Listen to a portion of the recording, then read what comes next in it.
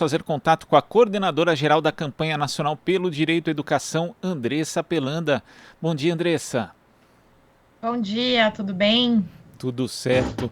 Quer dizer, tudo certo dentro daquilo que é Mais possível, ou né, menos. Andressa? Principalmente nessa área da educação. Porque nós tivemos 37 servidores pedindo exoneração do INEP, o órgão que é responsável, entre outras coisas, pela elaboração do Enem, denunciando interferência política, assédio moral, entre outros pontos. E depois disso, o presidente Jair Bolsonaro ainda afirmou que agora o Enem vai passar a ter a cara do governo. Como é que você analisa tanto essa situação em relação ao INEP quanto também a perspectiva sobre o Enem, Andressa? Pois é, a gente está de novo numa situação muito difícil na área da educação, não é a primeira vez que algo assim acontece em relação ao INEP, na educação e muito menos em relação ao Enem. A gente já esteve aqui, inclusive, conversando sobre alguns desses temas, né? E é muito preocupante, porque os servidores pedirem exoneração assim em massa significa que a situação já foi para um lugar insustentável de interferências no trabalho dos técnicos do INEP, no trabalho de segurança, a isonomia das provas do Enem, e também outros casos, como falta de responsabilização por parte da cúpula, né, da gestão do INEP, e outros casos que eles denunciam de desmantelamento desse órgão que é tão importante, não só para a avaliação educacional, como também para a produção de dados e pesquisas que balizam a decisão para políticas educacionais no Brasil.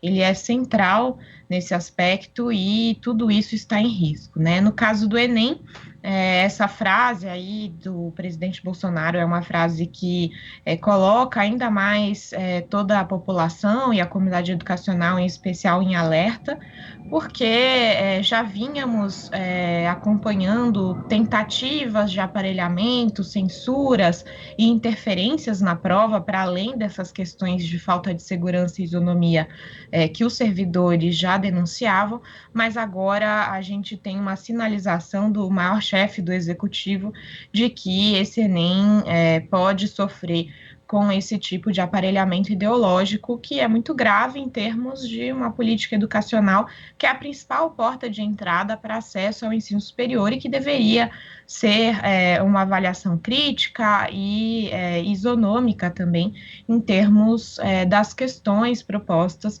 e que seja científica, né? A gente tem um histórico aí no governo de negacionismos vários, não só na área da saúde, que a gente viu durante a pandemia, mas agora também em outras áreas e, notadamente, na educação. Então, se teme muito sobre que tipo de prova será feita, porque a cara desse governo a gente sabe que não é nada positiva. Se for a cara do governo, de fato é preocupante a perspectiva em relação à prova do Enem. Mas eu vi uma declaração sua também, Andressa, numa reportagem do Portal UOL, falando a respeito das lacunas de dados, né? Políticas públicas feitas sem base em diagnóstico. Essa é uma situação no INEP que não se limita só ao INEP, mas que diz respeito também ao Enem, mas vai muito além, infelizmente, afetando toda a área da educação do governo. Sim, com certeza. A gente vive uma dificuldade muito grande de dados e diagnósticos sociais no Brasil, não só na área da educação. Não ter sido realizado o censo do IBGE já é um sinal terrível e deve trazer consequências que já têm acontecido de falta de informações, especialmente sobre as populações em maior situação de vulnerabilidade, as populações mais excluídas de todas as políticas educacionais, que são aquelas que a gente precisa justamente ter informações para construir políticas públicas, né? E agora, com essa interferência no INEP e exoneração de funcionários, essa crise toda, a gente deve ter um aprofundamento dessa falta de dados também na área da educação, já que o INEP é responsável por uma série de pesquisas, avaliações das políticas educacionais, e a gente vai ter ainda mais dificuldade de compreender qual é o cenário da educação, qual é o tamanho dessa exclusão escolar, educacional no Brasil, e quem são essas pessoas que precisam mas da presença do Estado, da política educacional para a garantia do direito à educação. Então, a gente está numa situação em que sabemos que existe uma grande vulnerabilidade, uma grande exclusão que se aprofundou por conta da pandemia de Covid-19, mas não sabemos onde está, quais são essas pessoas e qual o tamanho desse desafio em termos bem objetivos, né, em termos de pesquisas, para que a gente possa fazer o enfrentamento disso e também por parte da sociedade para que a gente possa monitorar, fazer o controle social e cobrar que esse direito possa ser garantido. Se a gente não tem os dados, como a gente pode fazer esse trabalho de controle social. Então, toda a agenda da política educacional fica prejudicada a partir dessa crise do INEP, do negacionismo.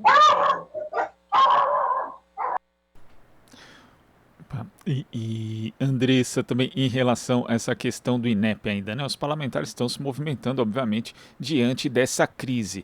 Já pediram, os parlamentares da oposição, já pediram afastamento do Danilo Dupas da presidência do INEP, também acionaram o Tribunal de Contas da União para realizar uma auditoria no Enem, além de também terem representado ao Ministério Público do Trabalho para investigar denúncias de assédio moral que foram feitas pelos servidores que acabaram pedindo exoneração.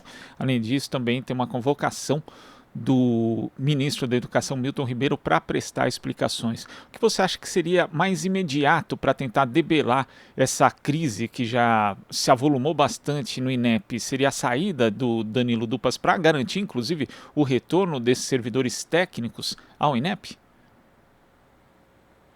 Acredito que o primeiro passo seria essa troca, né, e essa investigação justamente em relação sobre o que está acontecendo, mas não é suficiente, né? É preciso pressionar, compreender e retomar todo o processo de uma agenda de segurança e isonomia no Enem, né? A gente tem denúncias de que nenhuma das ações que eram necessárias para que a prova estivesse em uma situação segura, que ela não tivesse denúncias de irregularidades e falta de isonomia na sua distribuição, né? Essa estrutura toda de segurança do INEP está comprometida e não basta somente afastar a presidência, é preciso também garantir que toda essa estrutura seja colocada em prática, que a gente tenha uma regularização de toda a situação da prova do Enem, né? E isso ainda não está garantido e simplesmente o afastamento não vai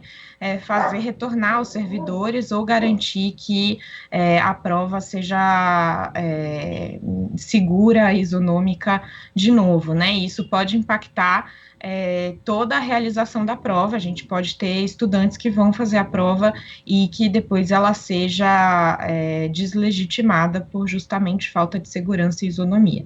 Então, são outras ações que precisam ser feitas, além enfim, das questões em relação à presidência do próprio INEP. É claro que existe uma responsabilidade grande do presidente, né, em relação a tudo isso que está acontecendo, especialmente as questões de aparelhamento, né, mas é preciso que se façam ações além disso. E nós, a sociedade civil, também estamos nos movimentando, estamos entrando com pedidos de informação e exigências de regularização desses processos, especialmente do Enem, a nível imediato, mas a gente tem outras ações que vão precisar ser feitas para que a gente possa regularizar toda a situação do INEP, que toca muito além do Enem. Inclusive não só em relação ao Enem, né, que sempre foi uma discussão desde o início do governo Bolsonaro, houve esse medo, essa sempre ameaça em relação ao possível aparelhamento, mas também tivemos aí, a gente que acompanha o trabalho da campanha nacional pelo direito à educação, vê ali que, por exemplo, houve toda uma batalha em torno do Fundeb, também diversos outros pontos, né, o não cumprimento do Plano Nacional de Educação. Na verdade, muitas vezes as pessoas viam ali atos do governo de Jair Bolsonaro em relação à educação e também à cultura como cortina de fumaça, tal, mas eles são centrais na prática, né? O bolsonarismo e esse governo, eles têm na educação um alvo principal, Andressa. Sim, a educação ela funciona como uma grande vitrine, né, para as agendas ultraconservadoras desse governo. E aí, esse aparelhamento ideológico que se faz da avaliação educacional, do Enem, ele também já vinha acontecendo em outros programas, como o Programa Nacional do Livro Didático, ele passa pelos processos de avanço da militarização das escolas, a gente teve também um avanço das agendas do Escola Sem Partido, que é uma agenda também de censuras, a gente tem interferências na indicação de reitores, censuras em salas de aula também no ensino superior, e a gente também tem uma agenda muito forte do homeschooling, né, e contra uma suposta ideologia de gênero que só existe na cabeça desse governo e dos outros apoiadores conservadores no Brasil e no mundo, né. Então, é uma agenda política altamente discriminatória e é o carro-chefe do governo, não é só uma cortina de fumaça, né. Juntamente com os cortes e as políticas de austeridade, esse governo tem feito uma agenda ultraconservadora. Então, são as duas linhas que são a pauta, o projeto desse governo, e a gente tem que ficar atento porque ele está tomando espaço em todas as políticas, né? Não é só na área da educação, como também em outras agendas de direitos humanos, outras agendas sociais. Então, não dá para ficar achando que é uma cortina de fumaça, porque, na verdade, é uma das agendas centrais do governo e a gente precisa estar atento justamente para garantir que esse tipo de política discriminatória não aconteça na prática, né? Apesar de eles terem um poder muito forte de mudança das políticas, a gente, como educadoras, educadores, especialmente os que estão nas escolas, né, em sala de aula, são os que fazem a educação acontecer e é onde precisa ser blindado esse tipo de política discriminatória no dia a dia, na realidade dos nossos estudantes. Andressa, em 2014, o Brasil estabeleceu o Plano Nacional de Educação, PNE, com algumas metas que não vão ser alcançadas, né? Isso já está evidente nesse decênio até 2024, o que ficou bastante evidente desde a emenda constitucional 95, teto de gastos, que acabou limitando os investimentos na educação, mas que acabaram piorando, principalmente nesse período da pandemia, no governo de Jair Bolsonaro. O que deve ser feito depois que isso passar, e a gente espera que passe, para recuperar esse tempo que foi perdido durante esses últimos anos na área da educação, Andressa? O Plano Nacional de Educação está altamente prejudicado e isso aconteceu antes até do governo Bolsonaro, no governo Temer, a partir da emenda constitucional 95 do teto de gastos, que impediu o financiamento progressivo das metas do plano para chegar a 10% do PIB, que era a proposta do Plano Nacional de Educação. Pelo contrário, ele asfixiou todo o investimento nas áreas sociais e a gente chega esse ano no 7º ano, né, de descumprimento do plano, a gente só tem mais 3 anos pela frente, e se a gente continuar nesse ritmo, a gente só vai ter 15% das metas e de seus dispositivos cumprido até o final do plano, né, e isso é gravíssimo, tem impacto em várias décadas.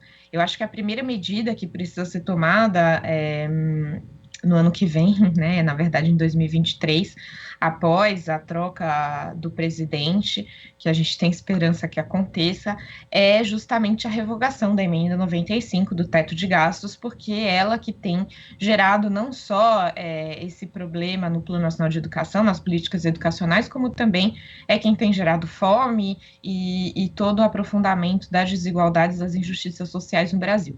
Então, esse é o primeiro ponto e cabe lembrar também que a emenda 95 ela tem um impacto não só nesse Plano Nacional de Educação, como também possivelmente no próximo, caso ela não seja revogada, porque o próximo plano ele deve estar vigente entre 2025 e 2035, ele tem 10 anos, e a emenda do teto vai até 2036, ou seja, o próximo plano, se ela não for revogada, vai estar também sob esse teto de gastos, impactando décadas e décadas, quem sabe até um século de falta de garantia do direito à educação para a nossa população. Então, essa é a principal medida que precisa ser tomada, e, além disso, outras reformas que foram construídas na área da educação, como a própria reforma do ensino médio, que tem precarizado muito essa etapa da educação, uma etapa essencial para o desenvolvimento da pessoa, para o desenvolvimento da cidadania e também para o trabalho, né? E ela já tem sido implementada e está atingindo gravemente a garantia do direito para uma parcela imensa da população jovem do Brasil, que é nosso presente e é também nosso futuro. Então, essas duas medidas são essenciais para que a gente possa retomar um pouco o curso. E, além disso, é claro, a gente precisa elaborar um novo plano que precisa ter compromissos sólidos e que seja ousado no sentido de superar todos esses desafios, as desigualdades educacionais e, por consequência, as desigualdades sociais. Sem um novo plano com compromisso, né, de ser cumprido e que ele seja sólido e coeso nesse sentido, a gente não vai conseguir recuperar toda essa situação de retrocesso nas políticas educacionais que a gente tem visto nos últimos anos. Então, vai ser preciso bastante trabalho, mas é algo que não é utópico, ele é real, a gente consegue avançar no financiamento da educação e a gente consegue avançar também nas políticas educacionais. Basta a vontade política e a possibilidade de controle social transparente, participativo e com gestão democrática na área da educação. Andressa, muito obrigado pela sua participação aqui no Jornal Brasil Atual e até a próxima. Eu que agradeço, a gente continua à disposição, não só para trazer as análises sobre essa situação triste que a gente vive, mas também para debater caminhos possíveis para a gente transformar essa realidade. Obrigada e bom dia para todo mundo. Bom dia. Conversamos aqui com a coordenadora geral da Campanha Nacional pelo Direito à Educação, Andressa Pelanda. Você está ouvindo Jornal Brasil Atual. As notícias que os outros não dão.